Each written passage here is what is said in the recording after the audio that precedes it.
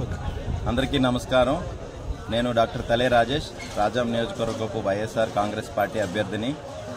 నిన్న అనగా 18వ తేదీ సాయంత్రం మా ప్రచార రథము దురదృష్టవశాత్తు యాక్సిడెంట్లో గురై ఒక 10 ఏళ్ల బాబుకు సివియర్గా ఇంజరీస్ జరగడం జరిగింది. అయితే ఈ క్రమంలో వెంటనే మా డ్రైవరు, మా సహాయకుడు స్పందించి వెంటనే బాలుడిని దగ్గరలో ఉన్న హాస్పిటల్కి తీసుకువెళ్ళడం, వెంటనే వైద్య సిబ్బంది స్పందించి ఆ అబ్బాయిని వెంటిలేటర్ మీద పెట్టడం జరిగింది.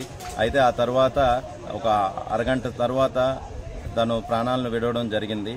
అయితే దీన్ని కూడా రాజకీయం చేస్తున్నారు. దయచేసి తెలుగుదేశం పార్టీ వాళ్ళకి ఇదే విజ్ఞప్తి చేస్తున్నాను. ఒక 10 ఏళ్ల బాలుడికి యాక్సిడెంట్ జరిగిన క్రమంలో మీరంతా కూడాను మానవతా దృక్పథంతో స్పందించి చేతనైన సహాయం పార్టీలకు అతీతంగా చేయాలే తప్ప ఇలా రాజకీయం చేయడం తగదు. అలానే వెంటనే కూడాను మా నాయకులు కూడా అక్కడికి చేరుకొని అక్కడ ఉన్న వాళ్ళని అందరినీ, వాళ్ళ పేరెంట్స్ని కానీ బంధువులను కానీ అందరినీ పరామర్శించడం జరిగింది.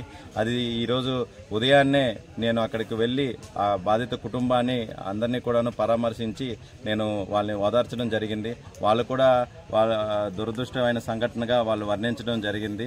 కానీ మీడియాలో కానీ ఎక్కడ చూసినా సరే ఒక ఫేక్ అబద్ధపు న్యూస్ను తెలుగుదేశం పార్టీ వాళ్ళు ఈరోజు ప్రచారం చేస్తున్నారు. మేమంతా ఒక ప్రచార రథంతో 10 ఏళ్ల బాలుడిని కావాలనే మేము యాక్సిడెంట్ చేసినట్టుగా చెప్తున్నారు. దయచేసి ఇంత దిగజారుడు రాజకీయాలు మాత్రం చేయకండి. ఈ యొక్క బాలుడు మృతికి మీరందరూ కూడాను సంతాపం తెలియజేసి ఆ కుటుంబానికి అండగా, పార్టీలకు అతీతంగా మనందరం అండగా ఉండాల్సిన అవసరం ఎంతైనా ఉంది తప్ప ఈరోజు దానిని కూడా రాజకీయం చేసి అందులో కూడా ఓట్లు వెతుక్కోవడం అనేది చాలా దురదృష్టమైన సంఘటనగా నేను వర్ణిస్తున్నాను. దయచేసి ఎవరు కూడాను ఇలాంటి తప్పుడు వార్తలు కానీ తప్పుడు న్యూస్ని స్ప్రెడ్ చేయకండి.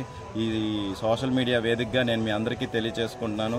అక్కడ మా డ్రైవర్ కూడా సకాలంలో స్పందించాడు, వెంటనే తీసుకువెళ్ళి హాస్పిటల్కి తీసుకువెళ్ళాడు. వెంటనే మేము డ్రైవర్ను కూడాను పోలీస్ స్టేషన్లో మేము లొంగిపోవడానికి చేసి తర్వాత వెహికల్ని కూడాను పోలీస్ స్టేషన్కి అప్పచెప్పడం జరిగింది.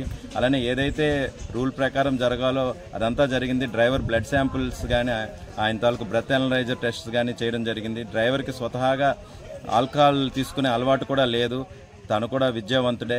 కానీ ఈ దురదృష్టం సంఘటన జరగడం చాలా బాధాకరం.